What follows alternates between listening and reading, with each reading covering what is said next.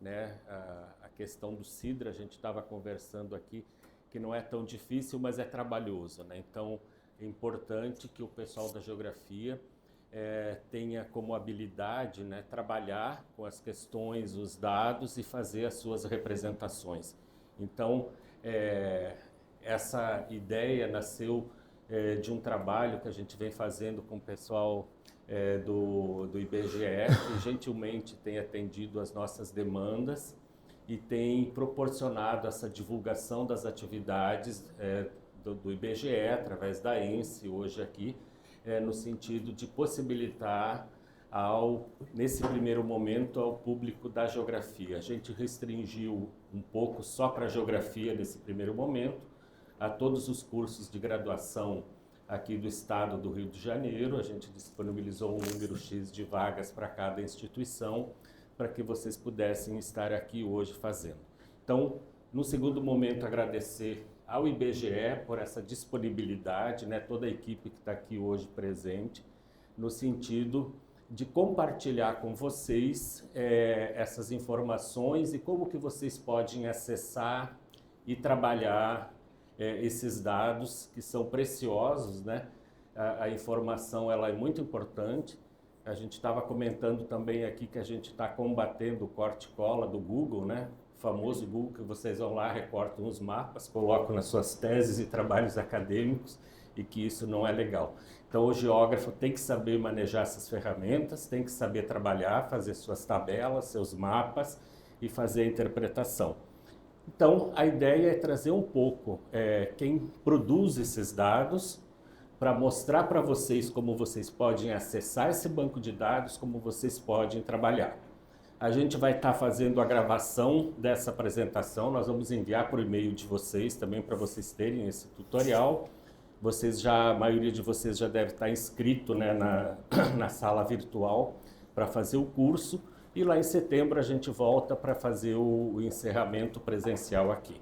Então, mais uma vez, os meus agradecimentos a toda a equipe do IBGE e passando a palavra aí o representante do IBGE para algumas palavras aqui para a gente. Alô, opa, tal. Primeiro, bom dia, senhoras e senhores, satisfação poder estar aqui.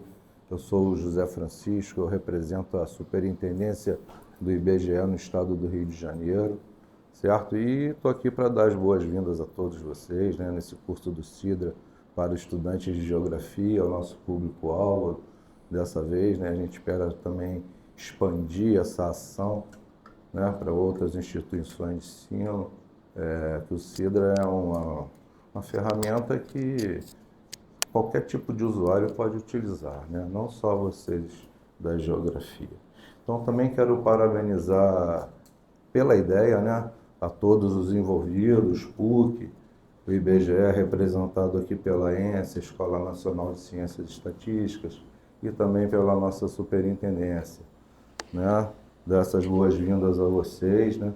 E parabenizar pela ideia, né? Pela excelente ideia, e também parabenizar pela iniciativa em colocar essa ideia em prática, né? Que é muito importante isso. Hoje em dia a gente idealiza as coisas, mas não coloca em prática. Então é importante a gente idealizar e também viabilizar, né? Então, achei show de bola, né? Teve total apoio aqui da superintendência, trabalho em conjunto aqui com a ENSE, com a PUC. Então, o trabalho em conjunto sempre dá certo, né? Sempre dá resultado e eu tenho certeza que o curso aqui vai ser um sucesso. Eu queria rapidamente falar sobre o trabalho da nossa superintendência, né? De forma rápida, só para vocês entenderem mais ou menos como é que esse dado fica disponível no Sidra, certo? Então, cada unidade da federação ela tem uma superintendência e o Distrito Federal também tem a dela, certo? Então, qual a principal função da superintendência? Realizar as pesquisas, a coleta das pesquisas, de todas as pesquisas do IBGE, assim como o mapeamento, certo? São as principais funções da superintendência. E, deixa eu só ver aqui. Então, para isso acontecer, a gente, né, temos uma gama de pesquisas que nós realizamos. Então, para a gente conseguir atender toda essa demanda, nós precisamos de uma estrutura, né? Então, a nossa estrutura, nós trabalhamos com uma faixa de 600 colaboradores, entre efetivos e temporários, né, que realizam todo esse trabalho. Temos aqui uma área meio, né, que dá suporte administrativo e também suporte de informática às pesquisas, né? Hoje em dia tudo está informatizado, né? Qualquer tipo de coleta que a gente faz é informatizada, não existe mais a coleta no papel. Então a gente tem que ter esse apoio administrativo e de informática. Temos também uma gerência técnica que atua junto com as supervisões. Cada pesquisa tem uma supervisão específica, certo? E essa gerência técnica e as supervisões, elas dão um apoio técnico às agências, que está onde? Está lá na ponta. Temos 25 agências espalhadas no nosso estado, né? Espalhadas assim de forma bem logística, né? Bem espalhamento geográfico assim, cada uma com a sua jurisdição, cada uma com a sua carga de trabalho. Então, as agências são encarregadas de quê? De realizar o trabalho de campo, né? De produzir os insumos, certo? Que sem insumo não se faz nada, é igual uma indústria, né? O IBGE não deixa de ser uma indústria. Então, essas agências fazem esse papel crucial de coletar os dados, né?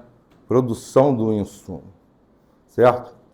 Então, é isso que eu queria mostrar para vocês.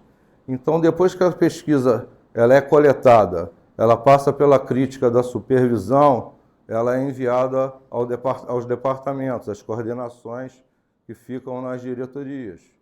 E os dados são analisados, né? Nossos analistas dão um tratamento adequado aos dados para depois os dados serem divulgados, né? E depois dos dados divulgados, vocês vão acessar esses dados aonde? Na plataforma CIDA, correto?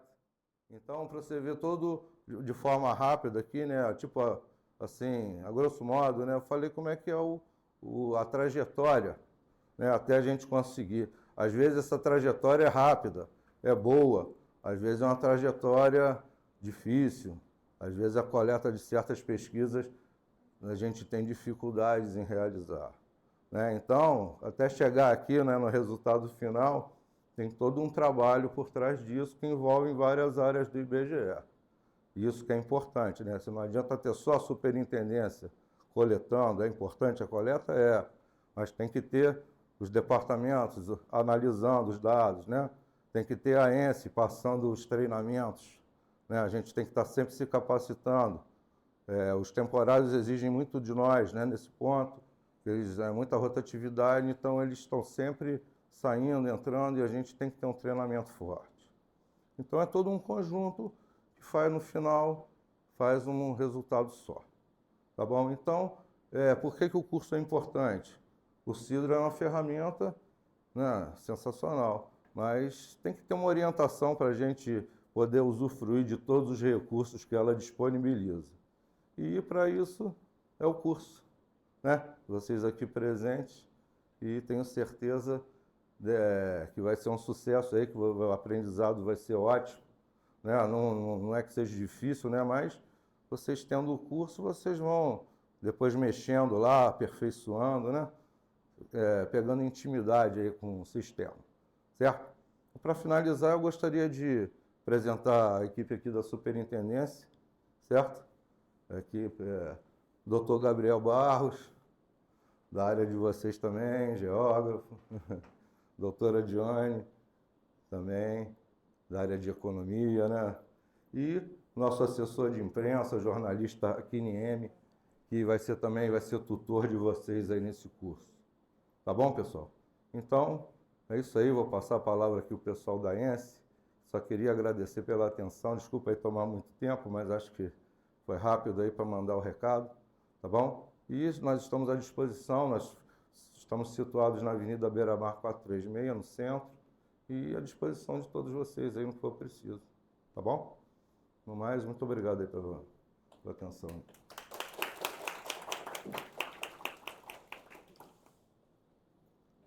Passar para quem, César?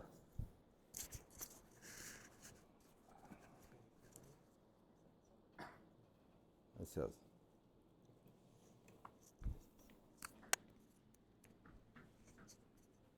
Bom dia a todos. Meu nome é César,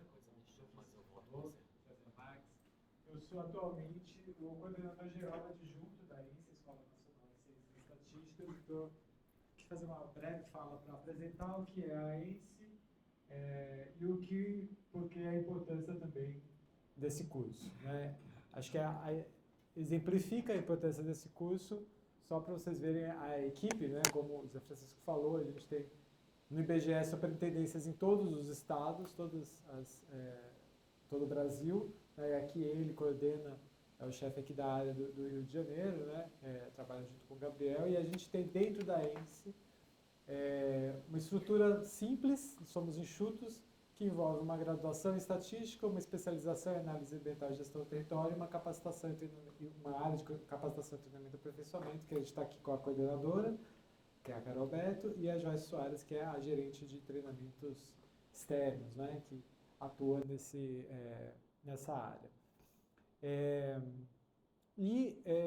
Embora sejamos enxutos, a gente tem uma atuação muito longeva, tanto no IBGE como um todo, mas na ENSE especificamente, a gente é a escola em funcionamento mais antiga de estatística no Brasil e na América Latina, e estamos tentando fazer um esforço aí de fazer maior jus ao nome de Escola Nacional de Ciências e Estatísticas, então se voltando para todo o território de uma forma mais ampla, e a CTA, a área de capacitação, é fundamental para isso.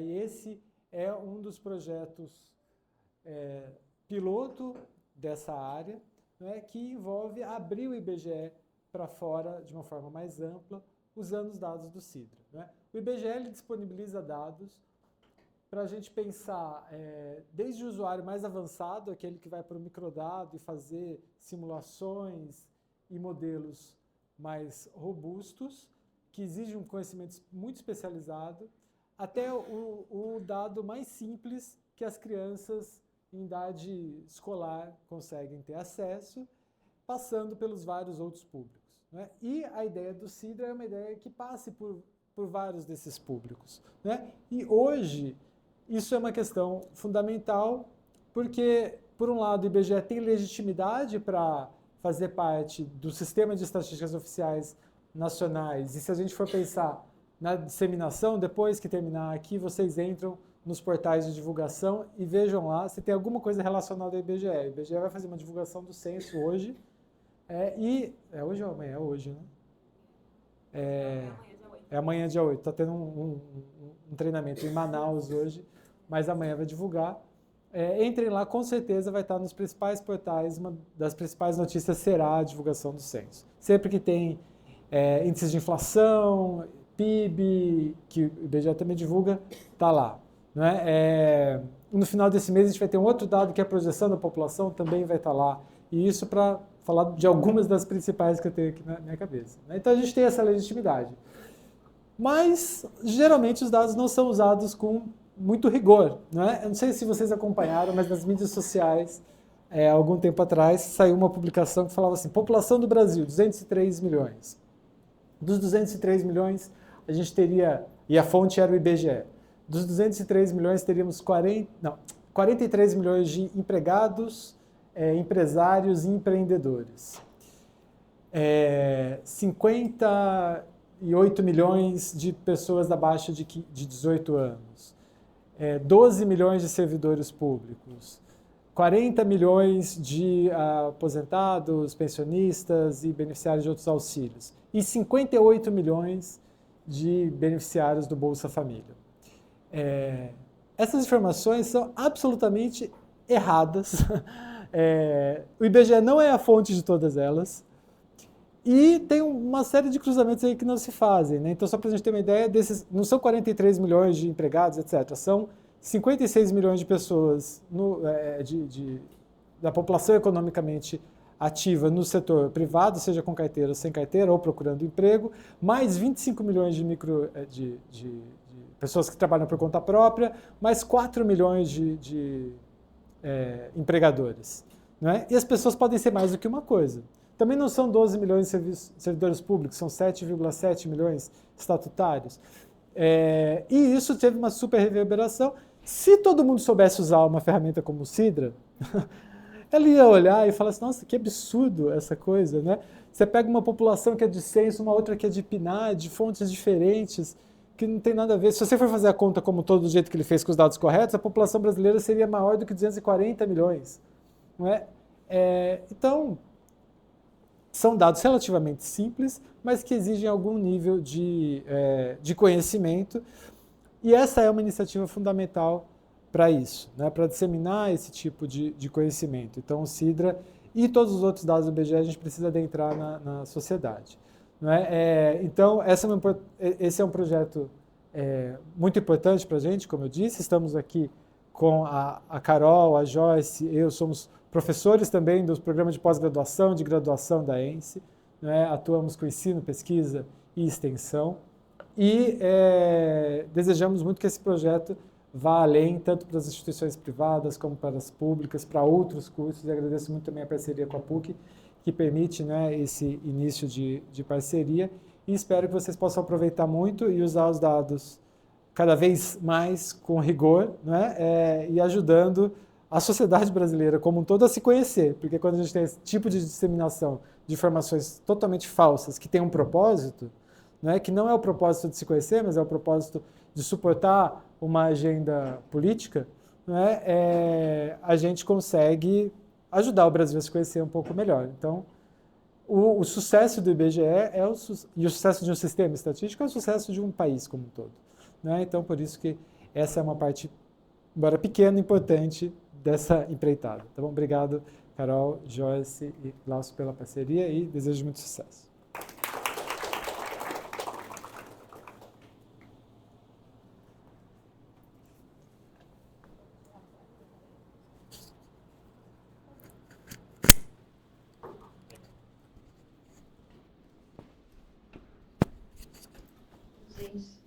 Bom dia a todas e todos.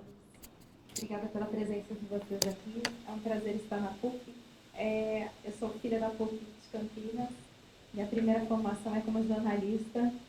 Aí depois eu fui para a Unicamp, fiz especialização em jornalismo científico, mestrado, doutorado, faço do doutorado em Barcelona. E estou no IBGE há 10 anos, grande parte desses anos, 9 anos, como professora e pesquisadora da ENSE. E no final do ano passado, assumi a coordenação de treinamento e aperfeiçoamento, como César falou, que é parte da ENSE também, é parte da Escola Nacional de Ciências Estatísticas, mas o que a CTA faz é preparar, fazer o treinamento para todas as pesquisas do IBGE. E fazer capacitação também de servidores, atualização de conhecimentos.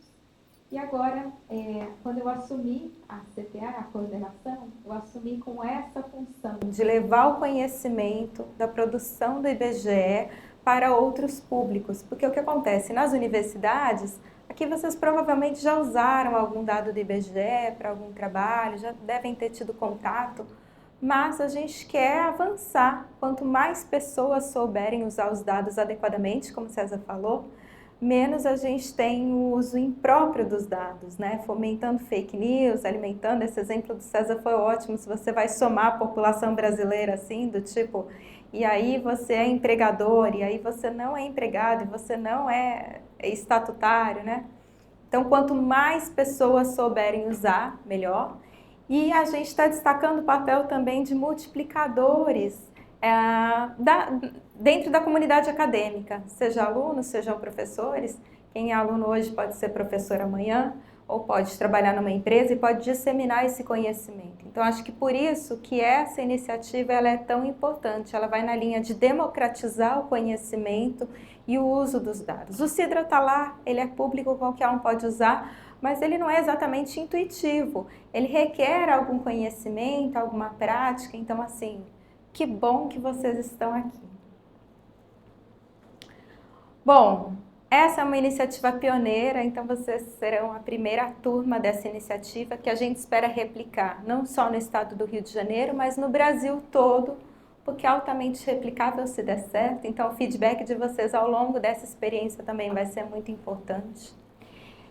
A PUC-Rio está sendo anfitriã e queria agradecer ao Glaucio, Gabriel também, que fez essa ponte, né? Aliás, e obrigada à superintendência que está com a gente desde o início dessas conversas. Além da PUC, participação de alunos e docentes da UERJ, Federal Rural do Rio de Janeiro, da UF, um total de 75 pessoas participando. O curso de Sidra online, ele já existia para o público externo, tá? Mas até esse conhecimento de que o curso era oferecido para o público externo era algo que a gente percebeu que não era todo mundo que sabia. Então, como sensibilizar? E aí a gente encontrou o caminho na comunicação direta com as universidades para atingir um público maior. Sidra é um banco de dados que permite acesso a informações de pesquisas realizadas pelo IBGE, como o José Francisco falou, como o César falou.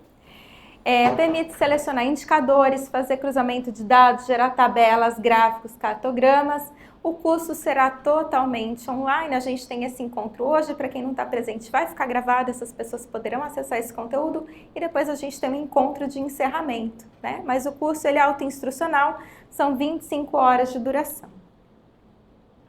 Vou contar bem rapidamente para vocês um pouquinho da história do IBGE, um pouco da estrutura do IBGE, vou falar dos princípios fundamentais das estatísticas oficiais, inclusive em parte é por causa desses princípios oficiais que eu estou aqui hoje.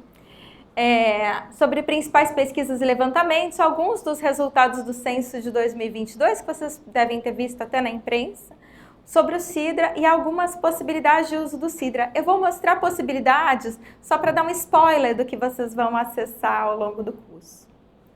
Então, o IBGE, no período imperial, a gente tinha um único órgão com atividades exclusivamente estatísticas e era a Diretoria Geral de Estatística, criada em 1871. E aí essa Diretoria Geral, ela foi mudando de nome várias vezes, até 1934, quando foi criado o Instituto Nacional de Estatística, o INE. Em vários países é o INE que a gente tem, né, que é só de estatística. É uma característica do Brasil e de poucos países, acho que são uns 3 ou 4 países, tem a geografia junto, Instituto Nacional de Geografia e Estatística. No nosso caso, foi criado em 34, entrou em atividade em 36 e em 37 passou, o Conselho Brasileiro de Geografia foi incorporado ao INE e aí o nome mudou para IBGE.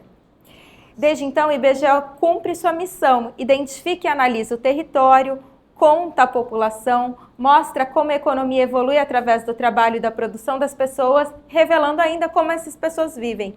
É interessante que em tempos de celular, WhatsApp e tal, muitas pessoas, quando chega na época do censo, a gente vai discutir recurso para o censo, orçamento para o censo, é comum que as pessoas falem, é fácil, é só você mandar um questionário pelo WhatsApp e todo mundo responde.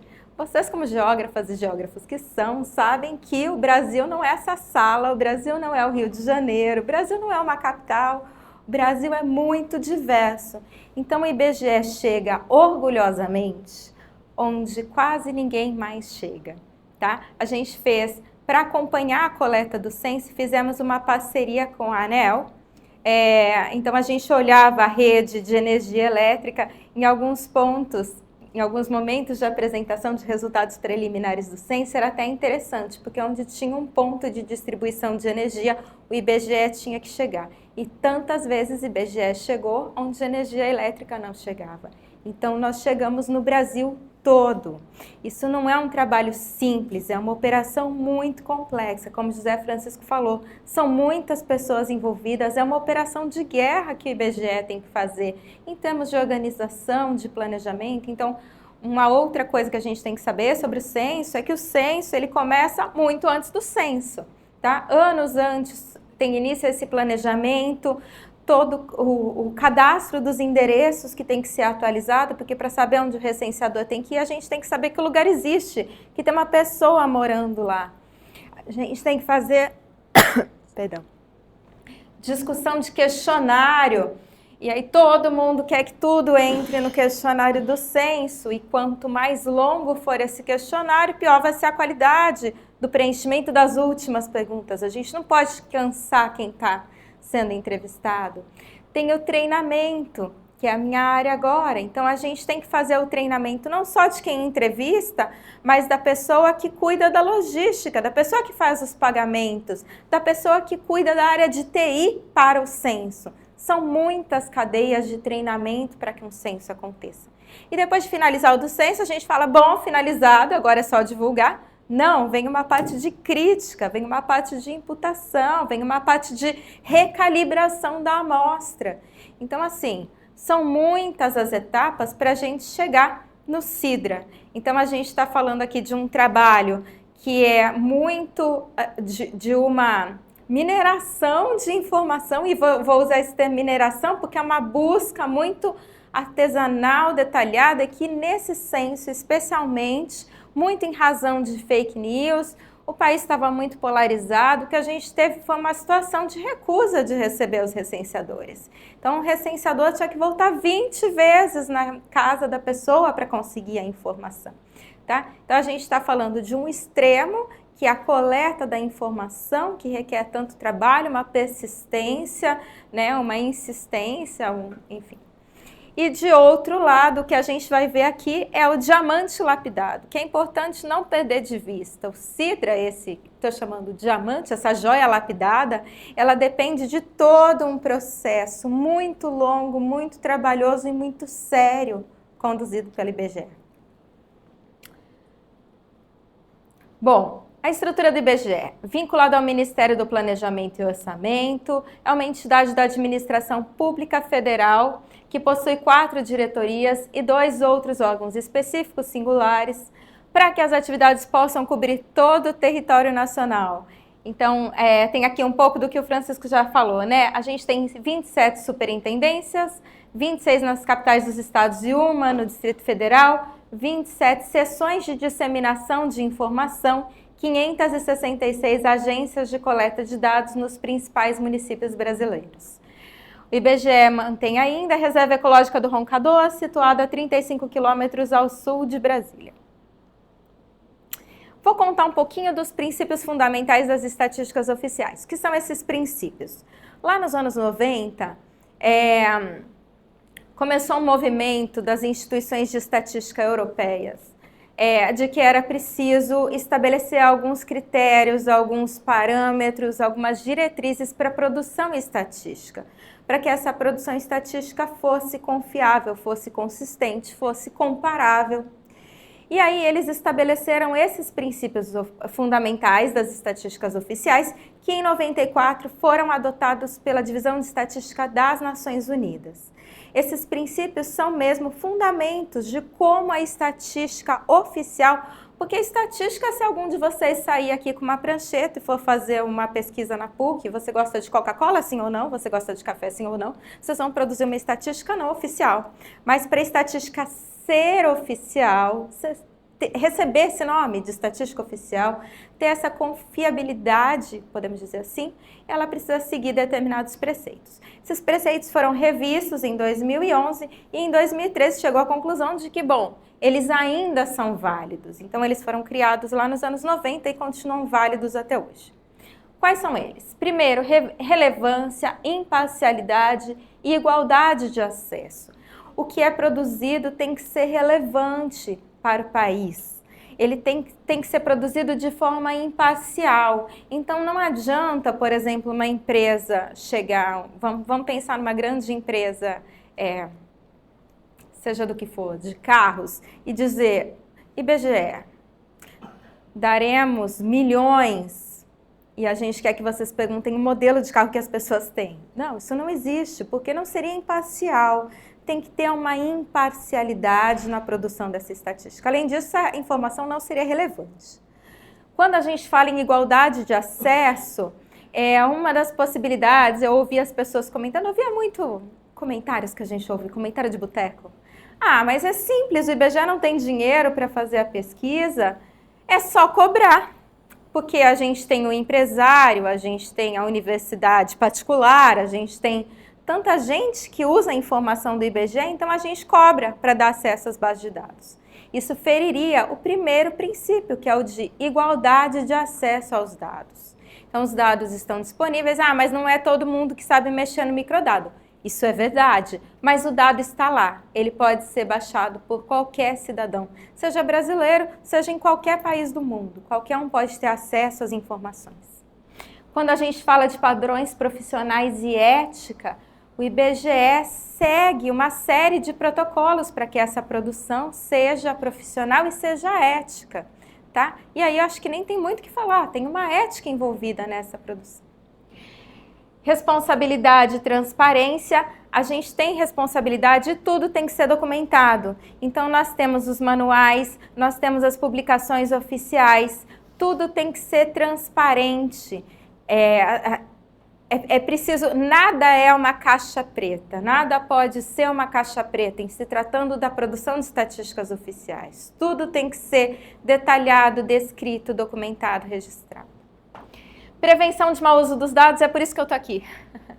Eu não estou aqui para dizer não usem mal, não façam mau uso do dado do IBGE, mas quando a gente dissemina como usar adequadamente, a gente está prevenindo esse mau uso de dados.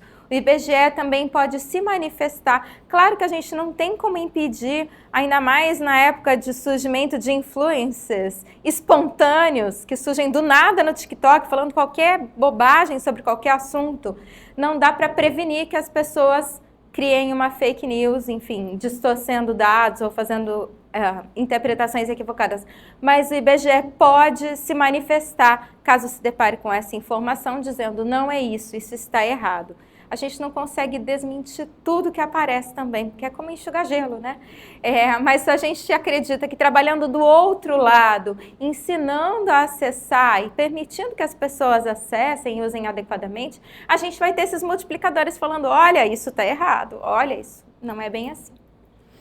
Eficiência, então os dados têm que ser produzidos de forma eficiente. Confidencialidade é muito importante, a população precisa confiar que as informações que estão sendo passadas para o IBGE, elas são exclusivamente para uso estatístico e que a identidade delas está preservada. Então eu não consigo achar o dado do José Francisco, por exemplo, não consigo achar o dado da Joyce, eu não consigo achar informação de uma pessoa. Logo que entrei no IBGE, eu fiz esse curso, é um curso oferecido internamente de princípios fundamentais das estatísticas oficiais. E aí, um exemplo interessante que eu soube, que teve um caso de judicialização de uma pessoa que entrou com processo por não pagamento de pensão alimentícia, tá? E aí a questão era a seguinte, o pai da criança não queria pagar porque ele dizia que ele não tinha renda. E a mãe disse, mas ele tem renda, ele tem um emprego. E aí o advogado da mãe entrou com processo contra o IBGE dizendo, queremos ter acesso à informação que ele declarou em uma pesquisa do IBGE. Isso não existe, tá? Então isso não existe e é importante que essa confidencialidade, mas nesse caso o que custa é justo, não é justo, é menos sobre o que é justo e o que não é justo e mais sobre a reputação do IBGE que está em jogo. Todo mundo tem que confiar que esse dado ele é confidencial e ele não pode ser identificado. A legislação é importante, então, quando eu digo o IBGE não vai divulgar informação sobre uma pessoa, eu estou dizendo o IBGE é protegido por lei para manter essa confidencialidade. Existe uma proteção, assim como existe legislação prevendo que a população é obrigada a atender o IBGE e declarar informações para o censo. Então, quem não recebia, quem se recusava a receber o IBGE, recebia uma cartinha do IBGE dizendo você é obrigado e não recebimento do recenseador, da pessoa que vai fazer a entrevista, poderá acarretar em multa. A gente precisa dessa proteção da legislação. Coordenação nacional, então isso diz respeito a uma coordenação não só entre todas as agências, as superintendências, como outros órgãos também, produtores de estatísticas oficiais. Então a gente tem Fundação SEAD, Fundação João Pinheiro, e existe uma articulação com outras instituições públicas para a produção da estatística oficial. Uso de padrões internacionais, então existem padrões, preceitos, recomendações sobre como deve ser produzida essa pesquisa oficial, e o IBGE segue, e é preciso que os institutos de pesquisa sigam, e a cooperação internacional. tanto buscamos inspiração, referência em experiências internacionais, como recebemos delegações de outros países para transmitirmos o conhecimento sobre como fazemos nossas pesquisas. Um pouquinho sobre as pesquisas e levantamentos realizados pelo IBGE. Para vocês saberem, eu estou falando muito de censo, porque eu acho que também é o assunto do momento, as divulgações estão sendo feitas, talvez seja o interesse de vocês, mas tem muitas outras pesquisas. Só vendo meu tempo aqui para não extrapolar. Então, além do censo, quando a gente fala em estatísticas sociais e demográficas, além do censo demográfico, a gente tem contagem da população. Interessante, parece que contagem é uma coisa muito simples de se fazer, né? Eu, antes de ser demógrafa, não tenho vergonha de falar que eu não sabia muito sobre o processo de produção e eu falava, nossa, uma contagem é simples. Não é. Não é simples e requer uma série de métodos e uma série de regras e de definições logísticas mesmo para que essa contagem seja eficiente. Pesquisa Nacional por Amostra de Domicílios Contínua, pesquisa de orçamentos familiares, a POF, que vai a campo ainda no final desse ano, uma pesquisa bastante complexa, realizada a cada 5 anos. Pesquisas estatísticas do Registro Civil, Pesquisa Nacional de Saneamento Básico. Quando a gente fala das econômicas, a gente tem o Censo Agropecuário, que vai ser realizado em breve no Brasil, Produção Agrícola Municipal, Produção da Pecuária Municipal, Produção da Extração Vegetal e da Silvicultura. Na área de indústria, construção, comércios e serviços, temos Pesquisa Industrial Anual, Empresa, saiu 2 vezes, PIA Empresa, Pesquisa Industrial Anual do Produto, PIA Produto, Pesquisa Anual da Construção, PAIC, Pesquisa Anual do Comércio, Pesquisa Anual do Serviço, Pesquisa Industrial Mensal, Produção Física, Pesquisa Mensal de Comércio, Pesquisa Mensal de Serviços, Pesquisa de Inovação. Vejam, são muitas as pesquisas realizadas relacionadas à área da indústria. Preços e custos, INPC, IPCA, SINAP, IPP. Contas nacionais, sistema de contas nacionais, sistema de contas regionais, PIB dos municípios, sistema de contas nacionais trimestrais, contas econômicas ambientais. Então, são muitas pesquisas. Não é exagero dizer que diariamente, se vocês entrarem no Google e pesquisarem notícia daquele dia sobre IBGE, vocês vão encontrar notícia diariamente, porque todos os dias tem divulgação. Uma coisa importante também sobre a imparcialidade do IBGE é o seguinte: o IBGE tem um cronograma de divulgação dos resultados dessas pesquisas. E esse cronograma protege o IBGE. O IBGE é um órgão técnico, é um órgão que ele não é de governo, ele é de Estado. Sendo um órgão de Estado, ele independe de interesses do governo que está no poder naquele momento. Então, ele trabalha de forma independente. Cronograma de divulgação das pesquisas, ele é divulgado com muita antecedência, porque imaginem vocês que tem uma crise, ou pelo contrário, que tem um resultado positivo, que o governo está lançando um programa, e aí no dia seguinte não existe cronograma para o IBGE, é divulgada uma notícia contrária, ou uma notícia a favor, né? Então isso colocaria o IBGE numa posição muito delicada, muito sensível, e colocaria a própria credibilidade do IBGE em jogo, tá? Então as divulgações, elas são anunciadas previamente. Se vocês entrarem lá no site do IBGE, tem um calendário de divulgação das pesquisas, que é para proteger o IBGE, não só a previsibilidade, por exemplo, IPCA e INPC são índices que muita gente precisa, são muitos os setores da economia, são muitos setores do país que dependem desses índices, né? Então, para que haja uma programação e também para garantir que essas divulgações independem de outros interesses. Informações de geociências. O IBGE é responsável pelo Sistema Geodésico Brasileiro, mapeamento geográfico, topográfico e municipal, estruturas territoriais, recursos naturais, meio ambiente e informações geográficas. Ufa, muita coisa. Vou contar um pouquinho para vocês sobre o Censo Demográfico de 2022, alguns resultados que talvez vocês até tenham visto. Eles estão, a maior parte dos gráficos daqui eu tirei ou do IBGE Educa ou do IBGE do Panorama. do Censo 2022, que é uma outra parte, que tem uma outra área, se vocês abrirem o site, tem lá Panorama, que tem alguns desses resultados. Esse aqui é do IBGE Educa. Para mostrar para vocês a evolução da população residente do Brasil desde o primeiro censo em milhões de pessoas. Então, primeiro, falei para vocês, né, o primeiro Instituto Nacional de Estatística, ele data de 1871, 1872 foi realizado o primeiro censo. E aí, vejam como foi evoluindo a população brasileira. E aqui o que a gente teve em 2022 foi claramente uma desaceleração do crescimento populacional.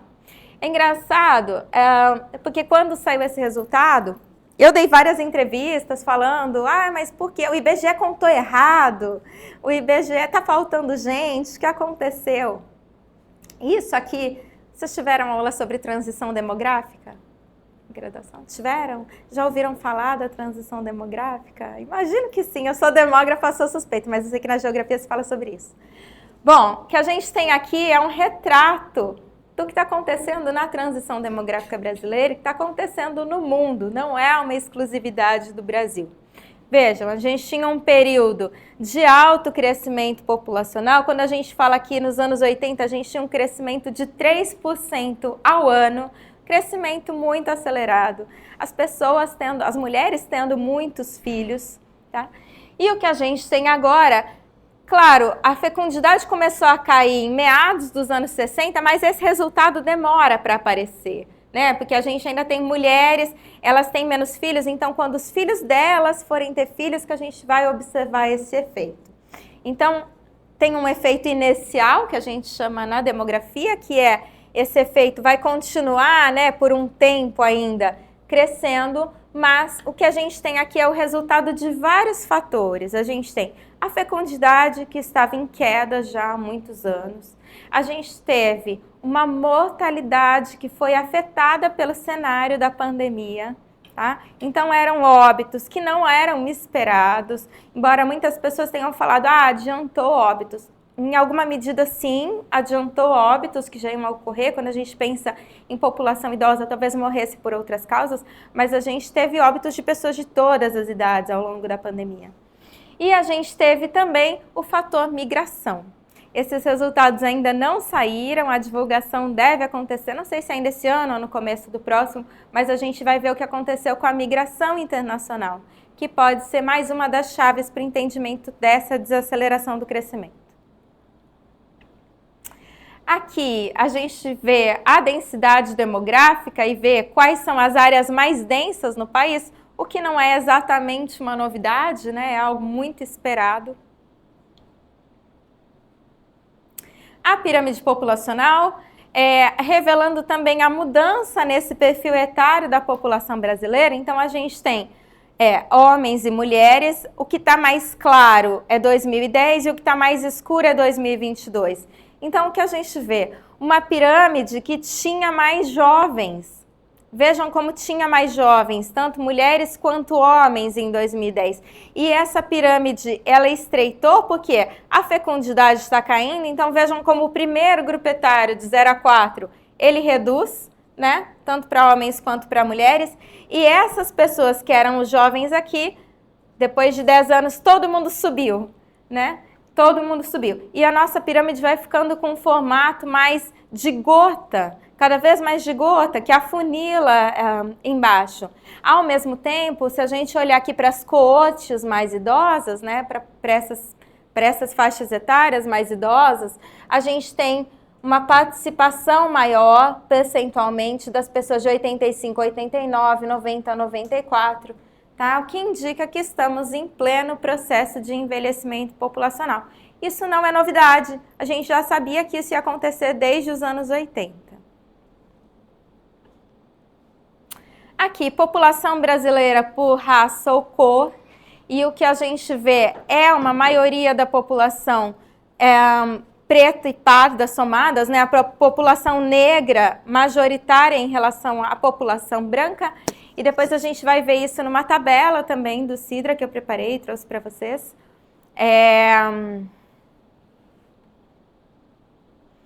População por sexo, mais mulheres do que homens. Uma curiosidade é que nascem aproximadamente 103 meninos para cada 100 meninas. Brinco com os meus alunos falando assim, se você vê uma mulher grávida e ela ainda não sabe se o bebê vai ser menino ou menina, fala assim, olha, minha aposta é que seja menino, porque existe uma pequena chance, bem pequena, maior de ser menino do que menina. Mas, ao longo da vida, a gente tem uma sobremortalidade masculina em todas as faixas etárias. Entre os jovens e adultos, em razão de violência, então a gente tem mortes, seja por homicídios, seja por acidentes de trânsito, seja em profissões de maior risco. Então, mais homens que trabalham, por exemplo, na construção civil sem usar equipamento de segurança, mais homens que trabalham como seguranças, como salva-vidas, como bombeiros, em profissões que envolvem maior risco. Mas, desde as primeiras idades, existe uma sobremortalidade das crianças. Meninos morrem mais de atropelamento do que meninas. E aí são fatores puramente... Claro que a gente não consegue separar o que é biológico do que é cultural, mas meninos brincam mais na rua, aquela coisa de correr, brincar de bola, correr atrás da bola e tal, tá? Então, são muitos os fatores. Ao longo da vida, as mulheres, quem tem filhos em razão da própria gestação, precisa passar por consultas médicas e muitas vezes nessas consultas descobrem doenças que vão prejudicar a qualidade de vida ao longo da vida. Então, a mulher descobre e recebe um diagnóstico. É um momento da vida que ela tem que ir ao médico, ao passo que os homens muitas vezes vão deixando e numa dessa deixam de prevenir e tratar doenças que poderiam ser prevenidas, tratáveis e evitar óbitos precoces. Com relação às características dos domicílios ainda, né? Resultados do censo de 22. 64,69 conectados à rede de esgoto, 83,88 abastecidos pela rede geral de água, 98,11 tem banheiro de uso exclusivo, 91,7 tem coleta de lixo. Claro que esse cenário ele é muito bom em relação a anos anteriores, a gente vê uma evolução, mas o que nos interessa, talvez interesse a vocês como geógrafos, a mim com certeza como demógrafa, é saber onde que não tem onde que não há rede de esgoto, onde será que não tem abastecimento de rede geral de água, onde será que não tem coleta de lixo, né? Então é para isso que a gente quer olhar, é isso que a gente quer ver, quais são as áreas críticas, onde ainda precisa de iniciativas de políticas públicas, né? A gente fica feliz com 98%, com 83%, mas a gente quer olhar o outro lado. Bom, vou aqui dar o meu spoiler de Sidra para vocês, conforme prometido. Se vocês estiverem com o celular aí, eu fiz uma coisinha, podem acessar o Sidra usando o QR Code. Só para vocês terem aí, não para ficar mexendo agora, mas para ficar... Eu vou sair daqui, gente.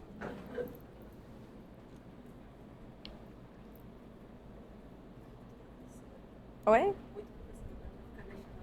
Não é para ficar mexendo no celular agora. Só pode pegar e guardar para depois.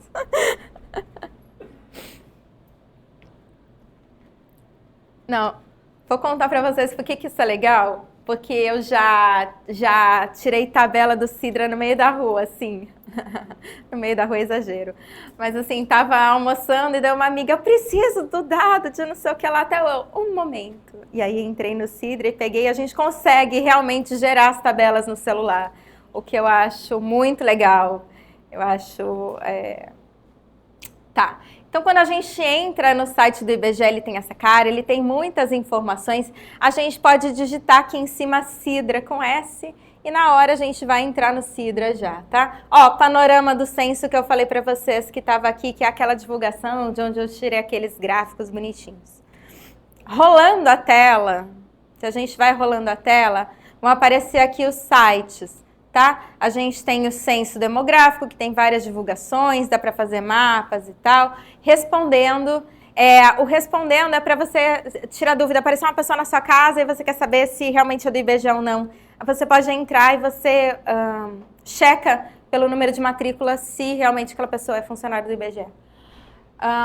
O Sidra, Atlas Geográfico Escolar, IBGE Educa, que é muito legal. Eu não sei se vocês são já professores, ou serão professores, professoras.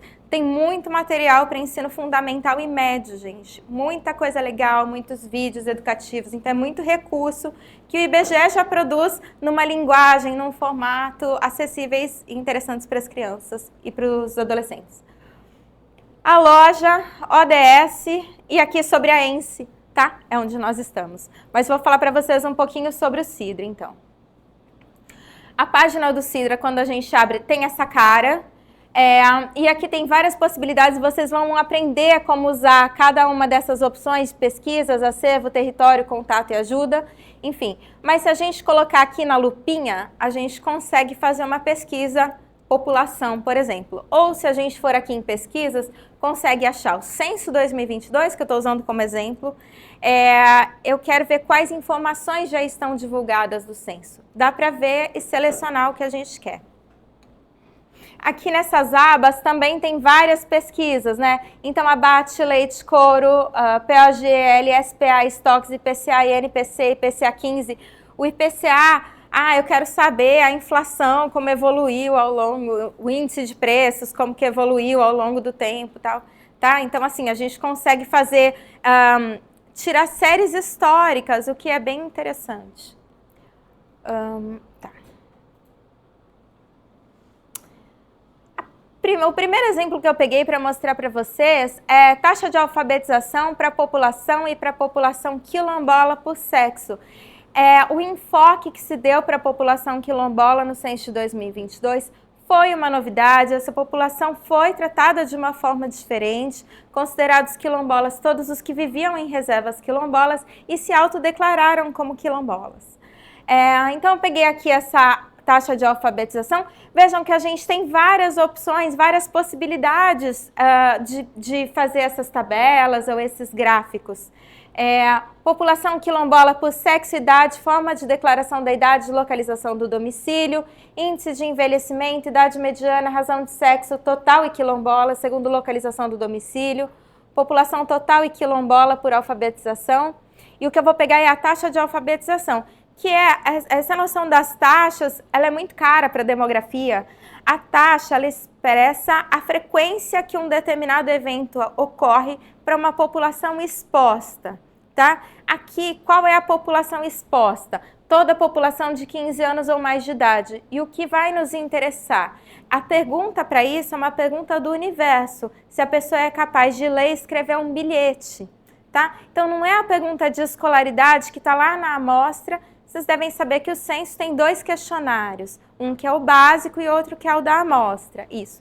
No da amostra, a gente tem um detalhamento maior sobre educação. São mais perguntas. No básico, no que vai para o universo, que todo mundo responde, é se sabe ler e escrever um bilhete. E aí, então essa taxa de alfabetização é pessoas que conseguem escrever um bilhete sobre a população como um todo. De 15 anos ou mais de idade, por sexo, idade e localização do domicílio. Aqui é importante também falar quais são as unidades territoriais que a gente consegue essa informação. Aqui a gente consegue para Brasil, para grande região, para UF, município, tem outras divisões, a MAF, eu não estou lembrando, área metropolitana, a F que eu não lembro o que é. Mas, enfim, tem várias subdivisões. Dá para pegar por município? Dá para pegar por município. Não é área de influência? Área de fronteira. Área de fronteira, acho que é. Ops, nossa, pulou tudo. Tá. Quando a gente clica naquele link, ele vai abrir para a gente montar a nossa tabela, tá? Isso depois do curso vocês vão saber fazer com o pé nas costas.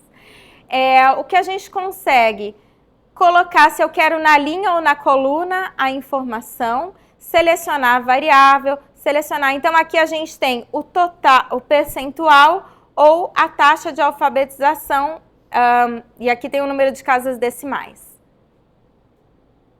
Tem de pessoas e de pessoas quilombolas, porque dá para comparar também a população em geral e a população quilombola.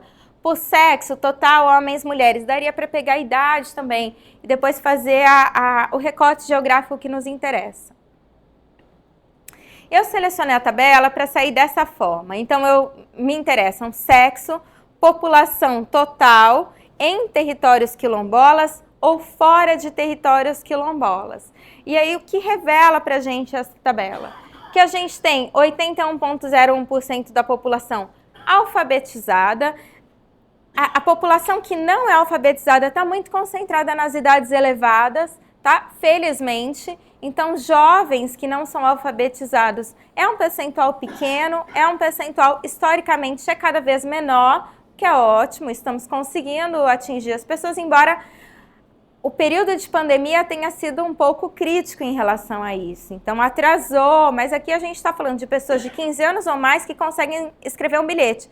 Se a gente fosse olhar lá para as crianças de 7, 8, 9 anos, talvez, possivelmente, haverá algum sinal de atraso para as populações que ficaram fora da escola, porque a gente sabe que muita gente não teve acesso ou abandonou a escola e tal.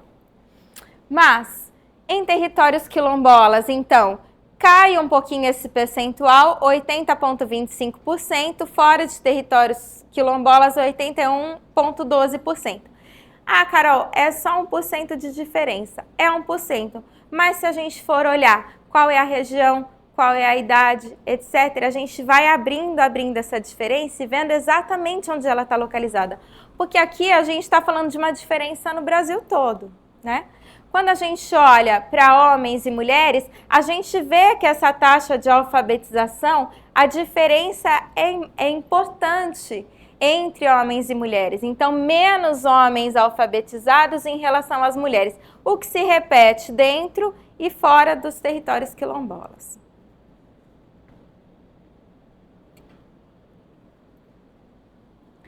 Um outro exemplo que eu trouxe foi domicílios particulares permanentes ocupados por destino do lixo. Destino do lixo é algo importante também. Então, a gente tem 91,71% dos domicílios tem o lixo coletado, 7,11% queimado na propriedade, que começam os problemas, né? 0,27% enterrado na propriedade, jogado em terreno baldio, encosta ou área pública 0,59%, 0,32% outro destino. Mas aquilo que eu falei para vocês, o Brasil como um todo, será que esse percentual está escondendo? Quais seriam as diferenças? A gente pode ir abrindo, como se a gente colocasse uma lupa, e a lupa que eu coloquei aqui foi só uma primeira. Vamos olhar por região como é. Quando a gente olha por região, as diferenças se destacam. A gente tem o Sudeste com 97% dos domicílios com lixo coletado, enquanto o Norte, só 80,48% dos domicílios tem lixo coletado. Então, a gente tem 20% dos domicílios na região Norte que dão outra destinação. E aí, queimado na propriedade, a gente tem 17,5%, tá? Isso é problema? É problema do ponto de vista ambiental, a poluição do solo, a poluição do ar, os riscos que essa queimada provocam, né? Quando a gente olha enterrado na propriedade, vejam, a região sudeste quase não tem, quase inexistente, e enterrado na propriedade, região norte, 0,62%. Quando a gente olha jogado em terreno baldio, em costa ou área pública, 1,5% no Nordeste. É bastante. Então, por isso que eu falo, e aqui se a gente for abrir, vamos olhar rural e urbano, vamos olhar para os municípios, vamos olhar capital e fora da capital, a gente vai conseguindo ter a dimensão de onde está esse problema. A gente consegue localizar muito precisamente onde estão os desafios.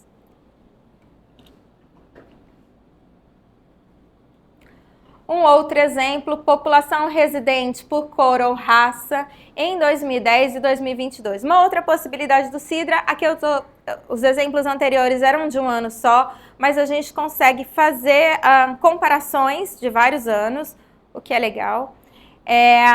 A gente está comparando aqui, população residente, é bem simples, tá, gente? Eu trouxe tabelas bem simples para vocês não assustarem também, vocês vão fazer coisas bem mais complexas que isso no curso.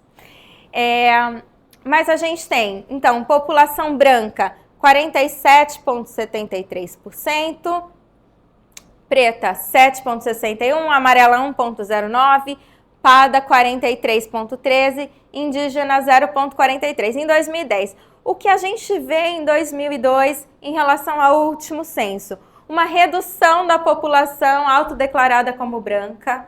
A que se deve, na opinião de vocês, essa redução?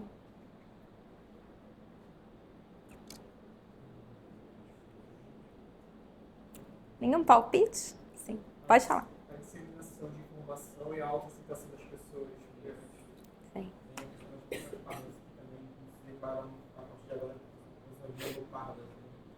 Exatamente. É o que a gente chama de reclassificação. E, nesse caso, é um reconhecimento das pessoas que, sim, não há problema de se declarar como parda, como preta, né? Esse reconhecimento da ancestralidade, dos antepassados, de quem é a família, de qual é a origem, etc. Tá? A mesma coisa em relação à população preta. Então, vejam como é interessante que acontece quase não é uma migração direta, porque se a gente tivesse uma escala, né, a pessoa branca tenderia a se declarar como parda, a parda como preta. Então, a gente tem vários movimentos nessa reclassificação, mas vejam como aumenta a população autodeclarada como preta, como reduz a população autodeclarada como amarela. É interessante, porque em relação à população autodeclarada como amarela, teve até notícia que saiu na imprensa falando sobre isso, de uma localidade em Roraima, não vou saber dizer com certeza. Piauí, obrigada. Que muita gente se declarou como amarela, e daí foi algo assim, e aí, quando foram olhar, mas não tem descendentes, o que a gente chama de amarelo, claro, é problemático esse nome de raça-cor, tá? Porque raça-cor, não existem raças, e cor é complexo. Foi a melhor forma que o IBGE encontrou, mas enfim, os movimentos sociais, eles têm vários questionamentos a respeito disso. E amarelo seriam os descendentes, ou seriam os asiáticos ou descendentes de asiáticos, né? Mas as pessoas disseram, não, mas eu vejo a minha pele como amarela. Na verdade, muito provavelmente essas pessoas fossem pardas, considerando a origem e o histórico delas. Tá? Então, assim, essa redução de população amarela não quer dizer que as pessoas foram embora do Brasil, mas que houve também esse movimento de reclassificação. Minha cor não é amarela, na verdade eu sou parda. Tá? Com relação aos pardos, um aumento também da população que se reconheceu como parda e como indígena também, o que é muito bom. Por que é muito bom? Porque quando a gente... Vou contar uma história para vocês. Lá em 1970... estávamos em plena ditadura militar e aí não teve a pergunta sobre raça-cor no censo demográfico, tá? Porque uma ideia de somos todos brasileiros, somos todos iguais, a gente não precisa dessa distinção. A gente precisa. E a gente precisa muito. E vou dizer para vocês... Troco. Obrigada, Gabriel. E aí, somos todos brasileiros, somos todos. Vamos olhar aqueles dados lá dos domicílios, do acesso à rede de água, acesso ao esgoto, a coleta do lixo. Vamos ver se de fato somos todos iguais. Tá? Então, quando eu falo assim, é muito bom ter aumentado a proporção de indígena, porque mais pessoas se reconheceram. Quanto mais pessoas se reconhecem, melhor a gente consegue mensurar as condições de vida dessa população e fazer políticas específicas voltadas para populações que estejam em condição de vulnerabilidade, que tenham necessidades especiais. Que é isso, tá? E aqui, idade, último exemplo, idade mediana por cor ou raça. E que conta muita história. Na demografia a gente mexe com muitos números e eu falo que por trás de cada número tem um monte de história sendo contada, tá? Vocês como geógrafos provavelmente também vão saber contar muitas histórias diferentes das minhas até. Joyce, que tem formação como historiadora, vai contar outras histórias também, mas é importante a gente ver essa saída e por isso que assim, eu fico muito animada que vocês sabendo e dominando essas técnicas, sabendo coletar esses dados, vão poder qualificar muito as pesquisas de vocês, sejam TCCs, sejam dissertações, sejam teses, né? Quando a gente fala em idade mediana, a gente está falando em dividir, ordenar toda a população por idade e pegar a mediana, né? Metade da população tem menos, metade da população tem mais que essa idade. E aí, no total, a idade mediana dos brasileiros e brasileiras está em 35 anos. Branca, 37, preta, 36, amarela, 44, parda, 32, indígena, 23. Quais histórias vocês acham que a gente pode contar por trás dessa idade mediana? O que está por trás disso? O que influencia essa idade mediana?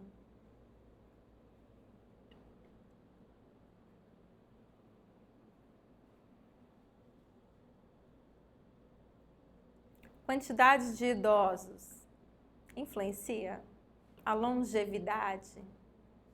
Quem vive mais influencia nessa idade mediana? Sim. E a quantidade de crianças? Influencia também. Se a gente tem muitas crianças pequenas, concordam? Isso vai fazer cair. Oi? Diminui a média, exatamente. No caso do indígena, a gente tem dois lados nessa história. Um lado é uma fecundidade mais alta, uma média de filhos mais elevada que as mulheres indígenas têm, de um lado. E de outro lado, menos idosos, pessoas vivendo menos. Então, de um lado, eu tenho a qualidade de vida, as condições de saúde. E de outro, eu tenho a média de filhos por mulher, tá? E a gente pode olhar para outras populações. Vamos olhar para a população amarela. O que esse 44 tão distante está dizendo para a gente? Provavelmente, mulheres tendo menos filhos e uma população mais idosos proporcionalmente. Não basta só mais idosos, como idosos mais longevos, tá? Então, um indicador que é absolutamente simples da gente pegar no CIDR é um numerinho, né? Mas que conta pra gente tanta história, tá? E a população preta, com uma idade mediana mais próxima da branca em relação à população parda, o que chama a atenção e nos deixa a curiosidade, como estará a fecundidade dessas populações? O dado de fecundidade ainda não foi divulgado. Eu estou aqui com a minha bola de cristal dizendo... Veremos que, historicamente, a fecundidade das mulheres brancas é mais baixa do que das pretas e das pardas, mas essa diferença aqui não deixa de ser surpreendente, né? Será que a população parda está em condições mais vulneráveis, independentemente do número de filhos, está morrendo mais cedo? Isso é algo que tem como vocês saberem lá, vocês fazerem a pesquisa de vocês quando concluírem o curso, tá? Então, só para dizer, quis deixar só um gostinho para vocês, não mostrei muita coisa, mostrei poucas, porque vocês vão ter oportunidade, vocês vão ter que fazer, até para ser aprovadas no curso, a gente exige um desempenho mínimo de 70%.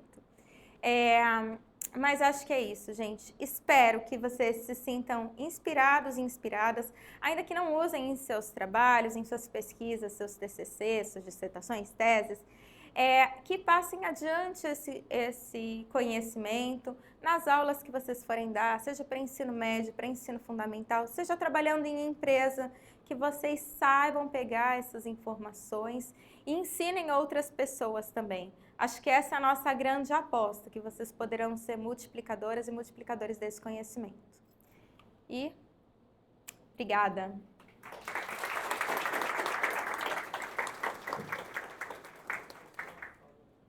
Pode, claro. Não, eu queria só fazer um comentáriozinho sobre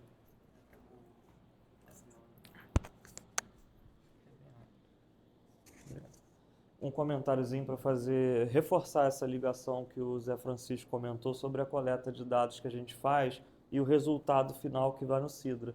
Essa questão da diminuição dos amarelos teve uma mudança no instrumento de coleta que aumentou também essa mudança. Antes, você só perguntava, não tinha definição, cor ou raça, branco, preto, amarelo, pardo ou indígena.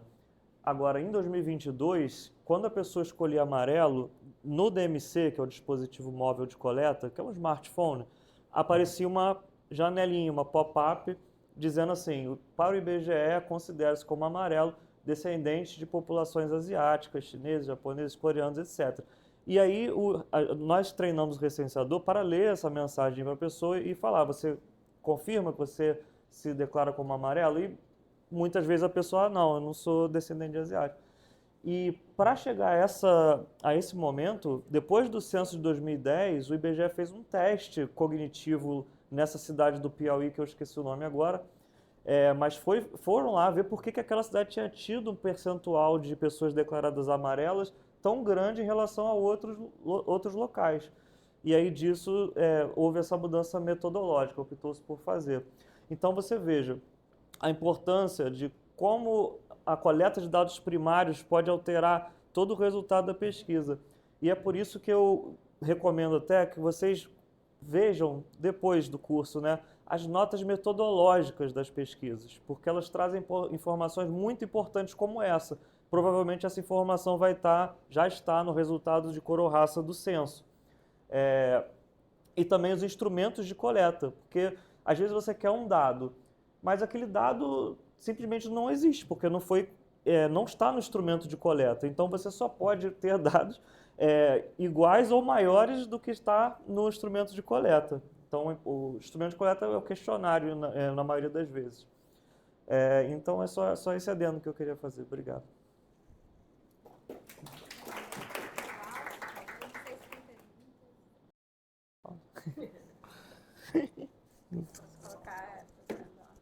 Vê se você vê onde é que puxa.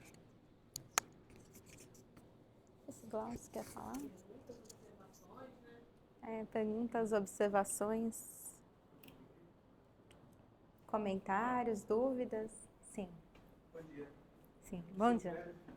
Sim. Professora Federal Rural, lá no Rio Grande do Sul, obrigado pela oportunidade de fazer esse curso. Inclusive, a gente teve um diálogo, se não me engano, com o senhor Francisco.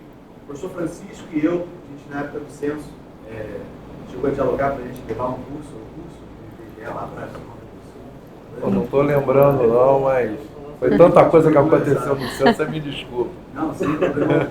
Minha pergunta é muito objetiva e simples e bem técnica. Assim. Até que nível hierárquico a gente consegue chegar? A gente consegue chegar no setor censitário e consegue fazer o agrupamento pelas áreas de ponderação também? Para algumas informações, sim. Para as informações do universo, consegue setor censitário, porque são menos informações, são mais básicas. Agora, para informação de amostra, é a área de ponderação, que é um agregado de setores, para o pessoal que não sabe. Então, o município é dividido em áreas de ponderação e setor censitário. O setor censitário é o setor que um recenseador percorre. Ele pode ser uma quadra, ele pode ser um prédio, quando a gente está falando de prédios muito grandes, enfim. Pode variar um pouco a depender da densidade. Pode falar, Gabriel. Mas não consegue ir até o setor para algumas informações. Na esteira que eu estava falando, que muita gente... Só deixa perto que ele capta, assim. O que muita gente quer, pega um dado que está no questionário da amostra e pergunta se tem por setor censitário. Não vai ter, porque o questionário da amostra só vai ter por área de ponderação. Isso. Certo? E aí é muito por causa da confidencialidade, né? Então, assim, se a gente pega muito desagregado aquela informação, o setor, a informação da amostra por setor, ela colocaria em risco a confidencialidade da informação. Sim.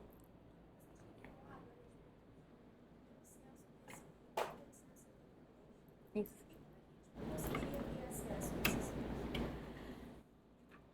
Acho que no próprio Sidra tem alguma informação de 72... Oi, pode. Bom dia, gente. Meu nome é Joyce. Então, o Sidra não tem a informação digitalizada de todos os censos. 1872, império ainda. Então, todos os dados do censo de 1872 estão disponíveis para acesso, mas é um documento digitalizado na biblioteca do IBGE. A gente, inclusive, está usando agora num projeto de pesquisa, e aí os alunos estão digitando, vendo o documento e colocando em planilha, porque ele não tinha base de dados, né? Era um documento do século XIX. Então, o Sidra não tem. Eu acho que o Sidra, se eu não me engano, tem a partir do censo de 90, de 91. Acho que é o primeiro. Assim, os antigos estão disponíveis, mas é documento em PDF na biblioteca do IBGE. Acho que alguns quesitos mais antigos estão disponíveis. População residente. Eu acho que Porque muitos quesitos muito variam, né? Não dá para parear. Obrigada, Joyce. Tem mais dúvidas? Não? Então, acho que podemos encerrar, né? Não sei se Glaucio quer falar mais alguma coisa, Francisco? Bom, somente agradecer, né, essa parceria que a gente está iniciando aqui. A gente já tem alguns outros, né, várias aulas inaugurais aqui da PUC, veio com o pessoal do IBGE, né, para a gente aproximar mais, né? Nós, como geógrafos, usuários desses dados, né, temos que ter essa habilidade de poder saber fazer tecnicamente, mas mais o fundamental é fazer a interpretação desses dados socioespaciais.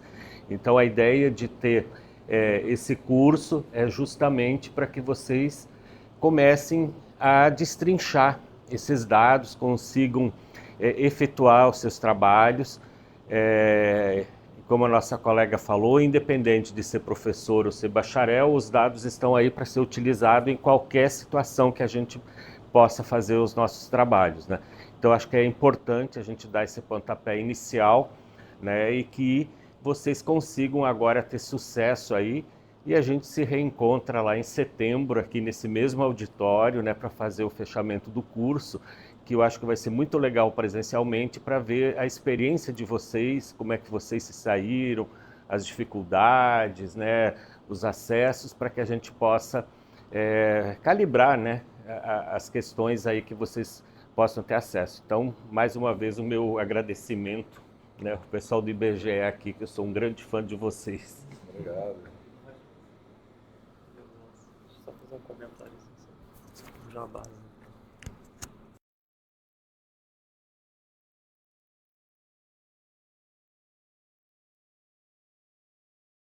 Geografia, que eu acho que vocês vão se interessar.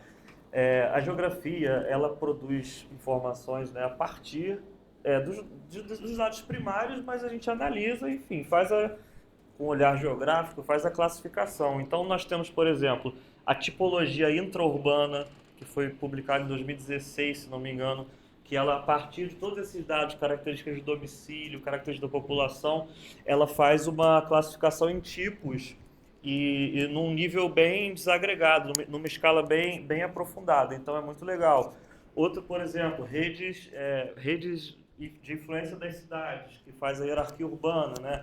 Essa é muito legal, que o questionário, nós vamos a algumas pessoas do município, por exemplo, o prefeito, e pergunta, se você precisar ir ao médico, está com resfriado, onde você vai? Ele vai, eu vou nesse município mesmo. Mas se você tiver fazer uma cirurgia, para onde você vai? Vou para o outro município. Então, a partir de várias informações desse tipo, monta-se a hierarquia urbana. Redes e fluxos do território é outra classificação também que é feita. Então, a geografia do café, geografia da cana-de-açúcar, essas são publicações pontuais, mas que dão informações estruturais sobre como está o café, por exemplo. Ele vai te mostrar, não lembro agora direito, mas é que Minas Gerais, acredito que esteja o maior produtor de café do Brasil. Mas, enfim, são relocalizações e, às vezes, mudam estereótipos, às vezes, que a gente pensa. Então, são informações estruturais que vale a pena conferir. Geografia da cana-de-açúcar, por exemplo. Tem uma muito legal agora, que são geografias literárias, que os geógrafos pegaram vários romances brasileiros e criaram mapas temáticos mostrando onde que esses romances se passavam. Por exemplo, o Sertão Veredas, o Vidas Secas. Então, outra publicação muito legal. Só para falar um pouquinho, que talvez vocês se interessem, buscar lá nas Geociências do IBGE.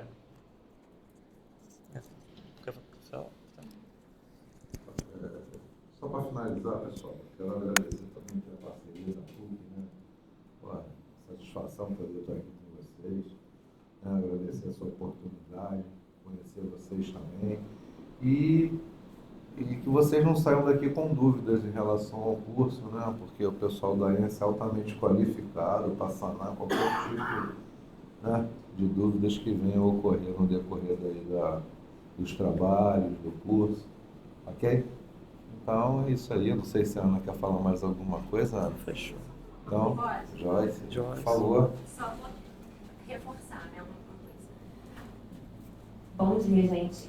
O que o Gabriel chegou a falar, a Carol falou também, mas eu acho que é uma coisa muito importante para vocês levarem o curso bem, é conhecer as pesquisas. Então, os dados vão estar lá, né? Pesquisa trimestral da agropecuária, Censo Agro de 2017, que foi o último, Censo de 2022, que já saiu, dados da PNAD. Então, assim, para vocês saberem o que vocês vão encontrar na base de dados, vocês precisam saber como é feita a pesquisa. Então, assim, no site do IBGE tem as informações sobre o que aborda cada pesquisa, tem o questionário. Então, vocês vão saber o que foi perguntado para vocês saberem. Por exemplo, o nível de desagregação. A PNAD não vai chegar para todas as cidades do Brasil, só vai chegar nas capitais. Para vocês saberem qual dado buscar, de acordo com a pesquisa que vocês querem, né? Porque conhecendo a pesquisa facilita muito na hora de buscar, porque às vezes você vai selecionar uma variável que não existe para aquela pesquisa, e aí a tabela vai sair com erro, alguma coisa desse tipo. Então, conhecer a pesquisa, as informações, né, nível de desagregação, etc., para buscar com mais qualidade o dado lá no Sidra, tá bom? Era só esse recadinho. Obrigada. E também, na hora de montar o seu projeto de pesquisa, saber quais dados estão disponíveis é muito importante, né? Não adianta você montar um projeto com base num dado da PNAD de setor censitário e chegar lá, vai mandar um e-mail para o IBGE e falar que a gente não vai ter, né? Então, Jônica.